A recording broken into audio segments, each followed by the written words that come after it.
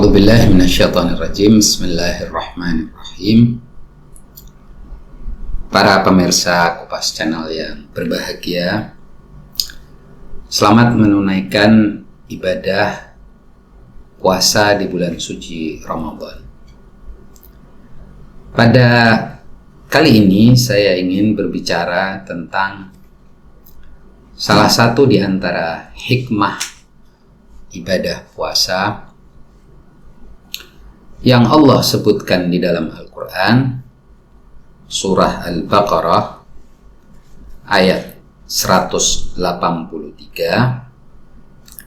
ialah agar kita dapat mencapai tingkat atau kualitas takwa.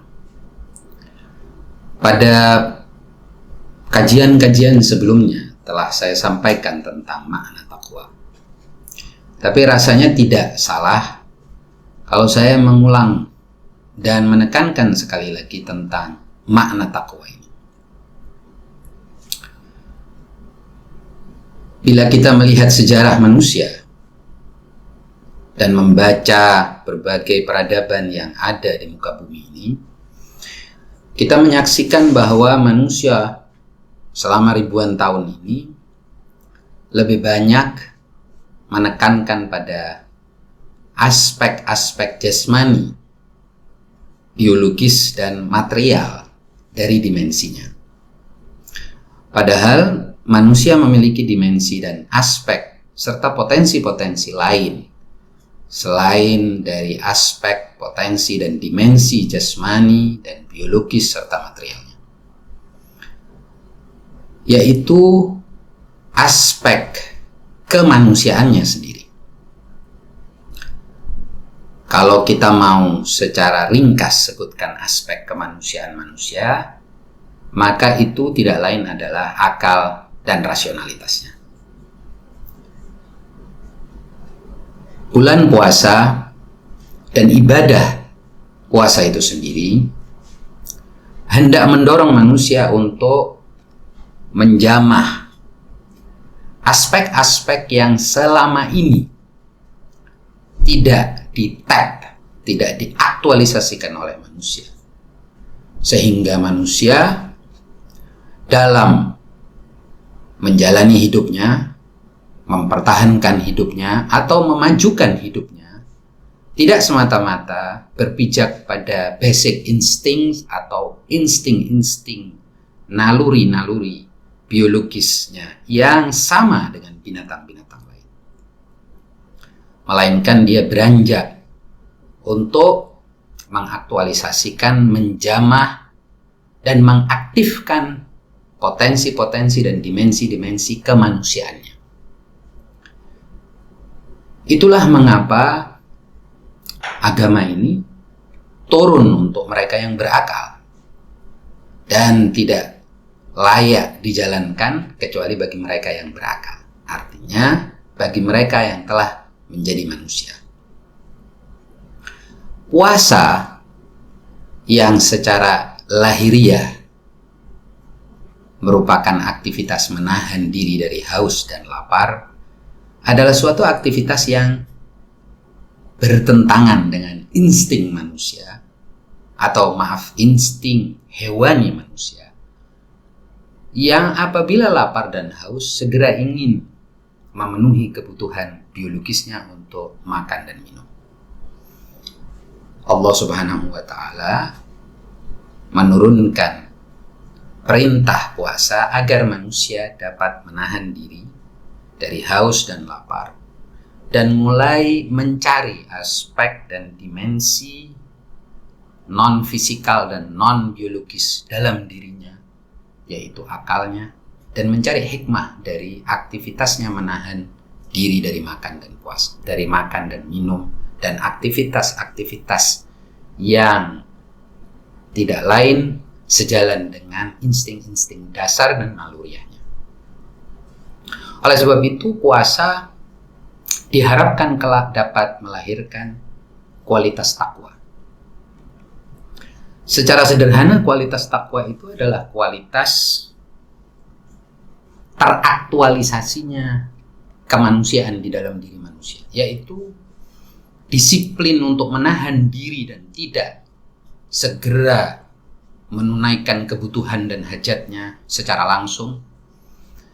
Nah, dengan cara manusia memiliki takwa, barulah manusia beranjak dari aspek biologis dan hewaninya menuju manusia yang seutuhnya, yang dari atau berdasarkan pada kualitas itu dia mampu membangun peradaban yang sama sekali berbeda dengan peradaban yang jauh telah dibangun oleh manusia selama ini.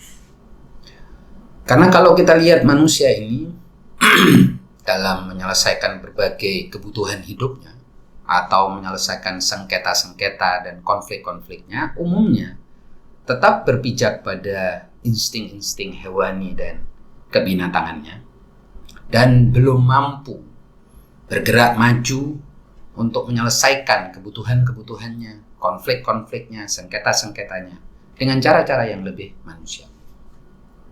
Itu artinya dalam pandangan Al-Quran atau dalam istilah Al-Quran, mereka belum memiliki takwa. Dan takwa jelas bukan berarti takut.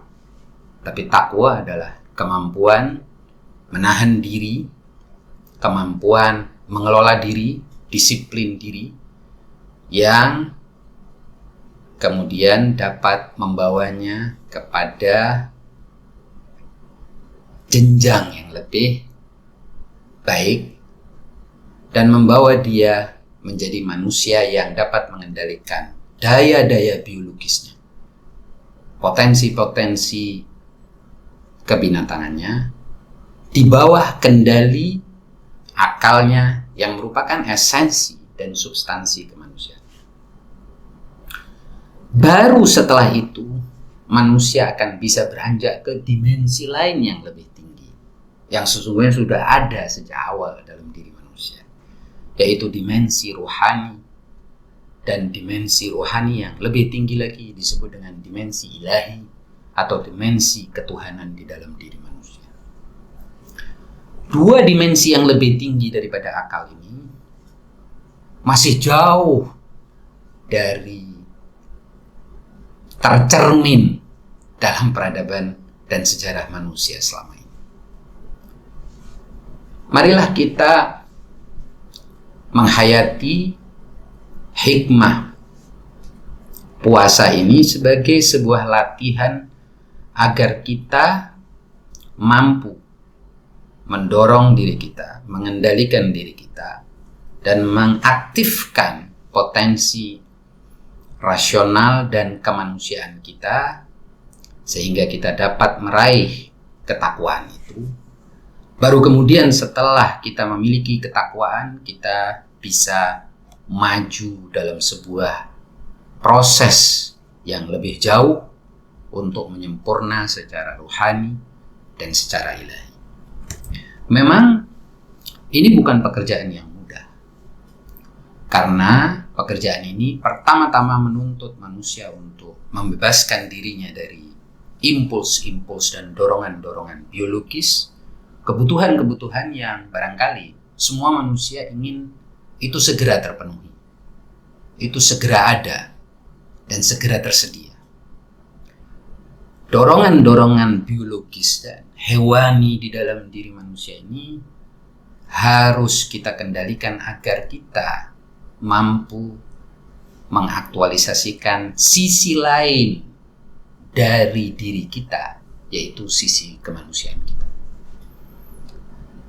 Ketika kita sudah mampu melakukan itu dan kita meraih ketakwaan, maka barulah akan terbuka bagi kita pintu-pintu alam rohani yang jauh lebih tinggi dan jauh lebih luas dan lebih kaya, dan tidak terbayangkan bagi mereka yang belum mampu mengendalikan aspek-aspek biologis, aspek-aspek hewani di dalam dirinya.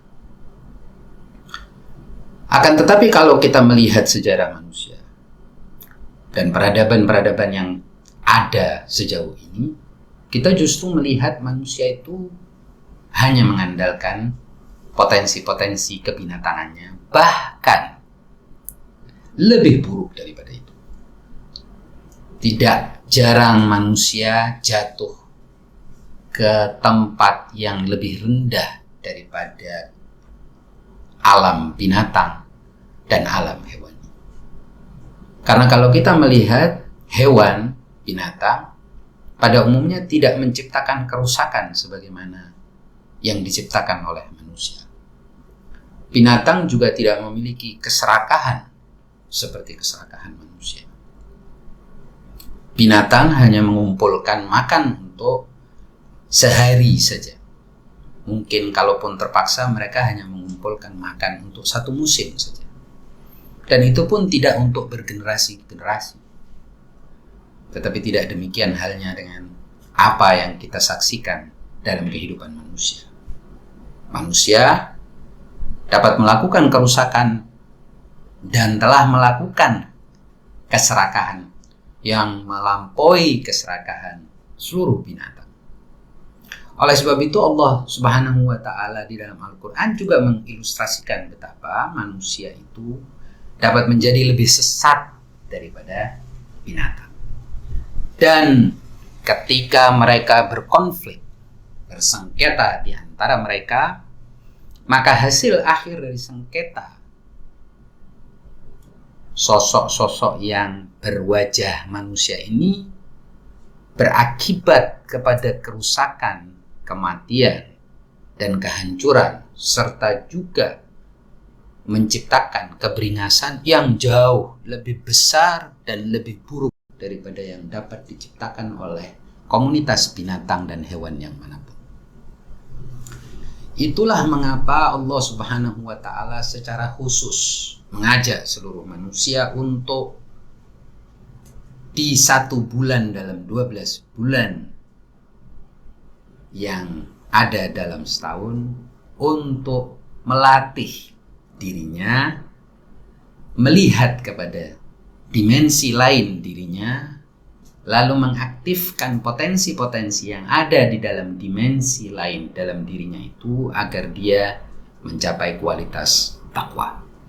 Setelah dia bertakwa, barulah dia menjadi manusia seutuhnya, dan dengan takwa itulah dia siap untuk mendaki ke evolusi yang lebih tinggi lagi, yang semoga saja umat manusia akan sampai ke sana suatu saat kelak. Itulah hikmah puasa bulan Ramadan, dan semoga kita dapat menjadi orang, minimal sebagai individu, kalau tidak bisa menjadi sebuah masyarakat, minimal sebagai individu kita dapat menjamah dimensi kemanusiaan kita, lalu mengaktifkan potensi-potensi dalam dimensi itu, sehingga kita layak untuk mendapatkan kualitas ketakwaan, dan kemudian kualitas itu dapat mengantarkan kita untuk memasuki pintu gerbang evolusi yang lebih tinggi, di mana di dalam tahap selanjutnya itu potensi-potensi rohani kita berkembang, potensi-potensi ilahi kita berkembang, dan kita mencapai tingkat-tingkat kemuliaan yang tidak terbayangkan sebelum kita menjamah potensi kemanusiaan kita saat ini. Demikianlah hikmah Ramadan yang bisa saya sampaikan secara sekilas. Wassalamualaikum warahmatullahi wabarakatuh.